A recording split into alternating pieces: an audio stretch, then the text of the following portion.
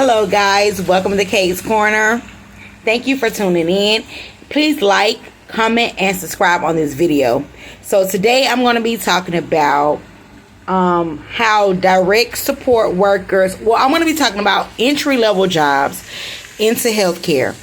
And this video is I really want to make this video for my people that are working in direct support care. If you're working in direct support care, these jobs will be an easy transition. Most times when you work in direct care, you are overworked, right? You're overworked. Constantly, like if you're going in to be a CNA, CNAs especially are very overworked.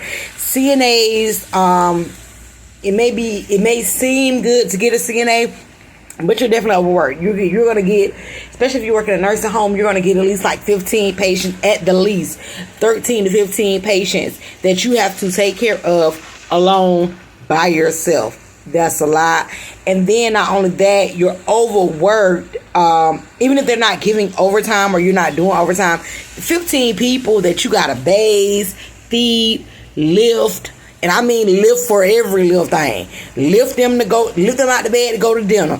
Put them back in the bed to go when they get from dinner. Lift them back out of bed to go to the bathroom. Put them back in the bed to go. It's just a lot with CNA. I was a CNA for 4 years. So yeah, I know it's a lot with CNA. All right. So basically, then with direct support care jobs, there's no room to grow. Right. So, and it's hard to climb the ranks when there are no ranks to climb, or when you simply run out of ranks. When you have a seat, like nurses, when they become nurses, they can go from different stages and do different things. CNAs, not so much. Direct support staff, not so much of any at all. You don't be able to do anything. Belittled by your coworkers, the patients, and the patient's family. A lot of times when you are a direct support worker, you are belittled by the people that you work with, i.e. your nurses, the nurses staff, the people that are over you.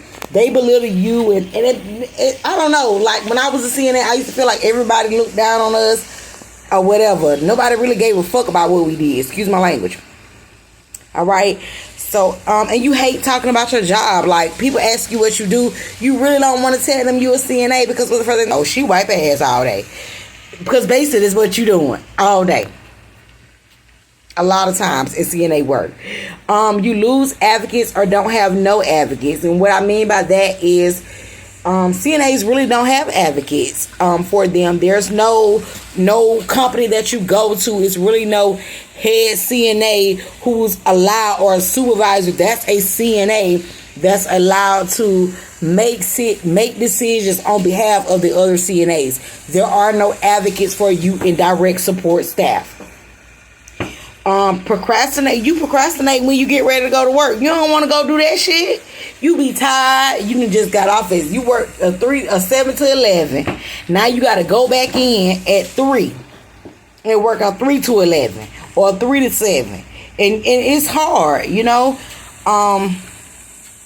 You just procrastinate about going to work. You'll do everything. I remember when I used to be a CNA, I wasn't late a lot, but I would be late getting up. You know, I'll be late getting up, get prepared for my job. I hated my job. I felt like I had no purpose.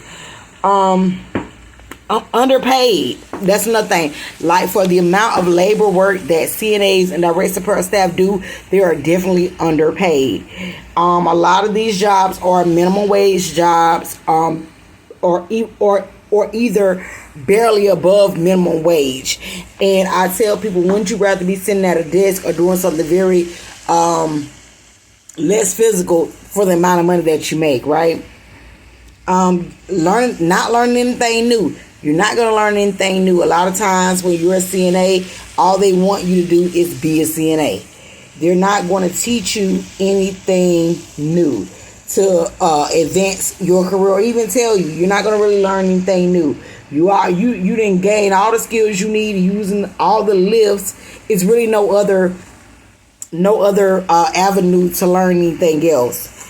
And what people got to understand about that and why it's so important is because without consistency, education, and a challenge, most people, human beings, feel purposeless. We need a challenge. We need education in order to grow and feel like we have a purpose. Not playing to your strengths. Okay, that's another reason to change your job, to find something else. Not playing to your strengths. Being a CNA. Now, don't get me wrong. Some people are naturally nourishers. Some people are naturally caregivers. Some people are born like that, but a lot of us are not. We want to have a purpose in life, and when you have strengths, like my strength, one of my strengths that I was naturally born with is being analytical, being logical, right? So being a CNA really does allow me to use that. Right, when I was a CNA, I never was able to use my brain. Like, naturally, I like to use my brain for a lot of things. I'm an overthinker. I overthink a lot of things. So being a CNA, I felt really purposeless, because even when I brought ideas or said things to the forefront, it was never acknowledged. Because why? Oh, she just a CNA. She just wipe ass for a living. Right? Okay, so and another thing is being left out of the important conversations. Again, like I said in the beginning, a lot of times at jobs, most times at jobs, there's no head CNA. The nurses are in charge, right? And if you work at a nursing home, it may seem like nurses only push their cart. Their cart heavy. So I'm not negating what the nurses do or what their job is, but nurses can't speak for CNAs in the type of level that we do. Like, I had nurses telling me constantly to get people out of bed, to do stuff that was physically laboring to my body. You know what I mean? I'm like, this is stupid as fuck. But I always felt like if we had a CNA that were sitting in those meetings when they came out with these rules or these mandates for the company, that it would be better for us. When you become a CNA or any direct support staff, you don't have that, because they aren't in the rooms. They just aren't. A CNA will never be in the room when they're making certain rules about how you gonna run your shift, right? They're not in the room. And making you sick or injuries. CNAs suffer a lot of injuries. I remember when I first came to CNA, I'm all about results, getting my job done, doing the best job as possible. So a lot of times I would physically use my body, you know. And I remember a lady telling me, she was like, Ashley, you better stop lifting the patient like that, because your wound gonna drop. Your wound gonna drop. And if anybody know me, you know, like, that's a prized possession. Like, being a woman is very important. It's a prized possession. So if you're a woman and your wound drops, like, I have seen women, knees, hip, back, shoulders, injuries, stress, you know what I'm saying, PTSD from families not being appreciative, from patients cussing them out. It's all kind of things, right? And a career change is not bad. If you are in direct support care or CNA work and you like what you do, continue to do it. But this video right here is for my people that see the value. I don't even know if I say it like that, but this video right here, right now, is for my people that wants to do something else, that knows, like, hey, I thought this was going to be a good deal. It's not. We want to do something different. And changing your career, again, will lead to a whole lot better things. So we're just right now going to go ahead and get into the jobs to enter into healthcare, because a lot of people want to go into healthcare. Healthcare is a guaranteed field. It's a guaranteed job. So we're going to go into some careers in healthcare that do not require you to have a degree. It doesn't require you to have any type of certification. It doesn't require anything. And if it does, a lot of these jobs, some of these jobs I'm going to give you are going to be on-job trainings, right? You can get that on the job. And so let's go. First job to transition or to enter into healthcare without a certification will be a medical records specialist. You do not need a certification. You do not need any type of degree or anything or experience to get into this type of job, right? To be a medical record specialist, or what they call it now, a HIM tech, because everything is going digital, right? So you won't need a degree or any special certifications for that job. Medical records people, they typically deal with medical records, and by everything being on the computer now, if you're into tech, CNA, direct support staff, if you want to transition, that'll be a very easy transition because you're knowledgeable about the overall experience of the patient, and you're knowledgeable about like certain codes or certain accolades dealing with the records, which it really don't matter if you are or you're not, but a lot of times it'll make that transition a lot easier for you to get a job doing that, right? So medical record specialist or HIM tech is one of them. And I'm looking down, y'all, because I got my notes. I got notes when I'm wanting to make this video. Got notes on here. All right. The next job that I have, let me just talk about medical record specialists real quick for a minute.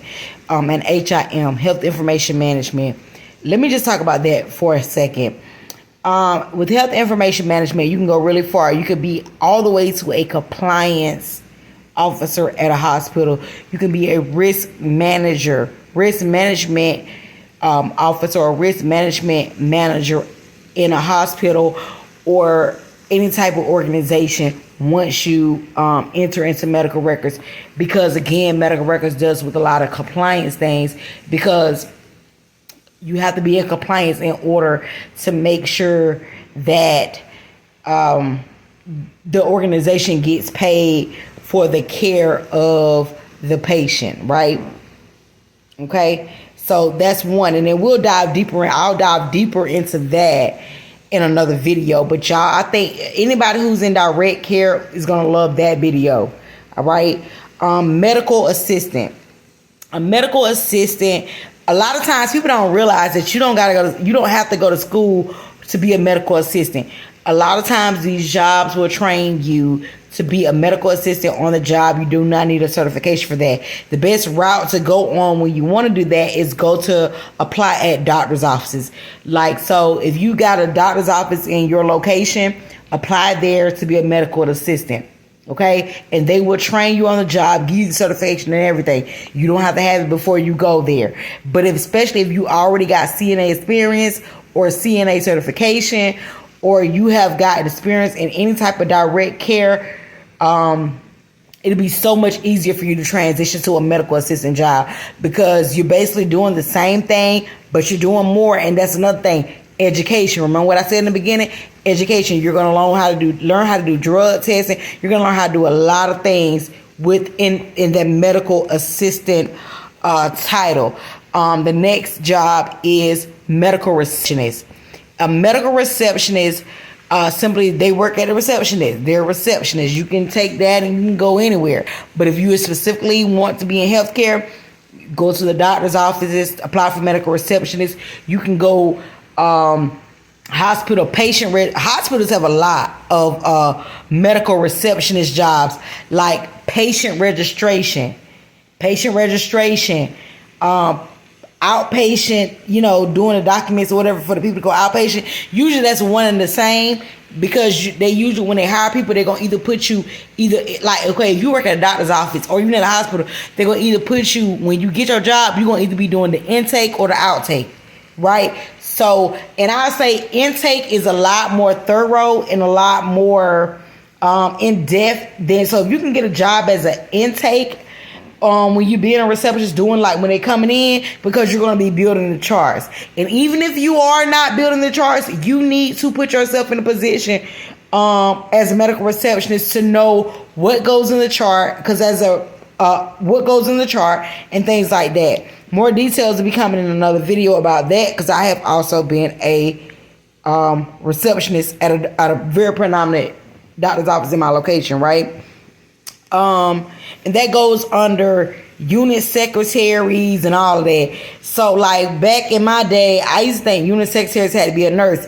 Baby, I've been doing this shit for a long time, and I ain't never met I have not yet to meet a unit secretary that was actually a nurse, unless they were retired. So you keep that in mind. So if you are a CNA or you are looking to get into healthcare without the patient care, unit secretaries, apply for that job, ladies, men, guys, fellas, whoever, apply for that job. And another one that I'm going to stun you with is phlebotomist. Phlebotomist, a lot of times people think that you have to go to school to be a phlebotomist. No, you don't. No, you don't. You can actually get a job as a phlebotomist at a location, and they will actually, your first 8 weeks of the job, they will train you to take someone's blood. They will train you to be a phlebotomist. And you don't need a certification. Of course, they're going to certify you on the job, but you don't need a certification in order to simply get started. And I know, and I'm going to say this about that, being a phlebotomist too, is that if you live in a rural or a small town, it will be difficult. A lot of times it's difficult to find jobs that are certifying their workers. A lot of times when you live in a rural or a small town, they want you to already have that certification when you come in to be a phlebotomist. But if you are in a situation or in an area where the next town over, like a 30-minute drive or a 15-minute drive or something like that, 45-minute or even an hour, if you can make that drive, go ahead and get a job as a phlebotomist, because they're going to train you on the job. And a lot of these jobs in these cities or metropolitan areas, they train you on the job. You don't have to have the experience or certification to be a phlebotomist, and they go far. Like, oh my God, they make really decent money, right? So a pharmacy tech, again, that's another job that if you live in a rural area, a lot of times they want you to already have a certification. Really, you can go into the job and be a pharmacy tech without any prior experience. They would train you on the job to be a pharmacy tech. Okay. CVS is one of the places that does that a lot. So keep that in mind. If you got a CVS near you, dive into that, especially if you live in a rural or a small town. Okay. Let me see what I got in my notes. Yeah, so but those are basically the jobs that, and I'm gonna tell y'all something. These jobs you can move up in rank, and it'll be easier. Especially if you are getting into healthcare and you're saying, I just want to get my foot in the door. These jobs allow you to do just that, actually get your foot in the door. A lot of us don't know this information, but that's why I'm sharing it, because I wish to God, at my age, with my experience, I wish to God somebody would have told me how to maneuver around this thing that we call healthcare, with getting jobs and stuff. And not to negate anybody who does direct support care and you love it. Again, kudos to you, because it takes a special person to do direct care. But let's just be honest, a lot of people that are in direct care sectors right now don't want to be.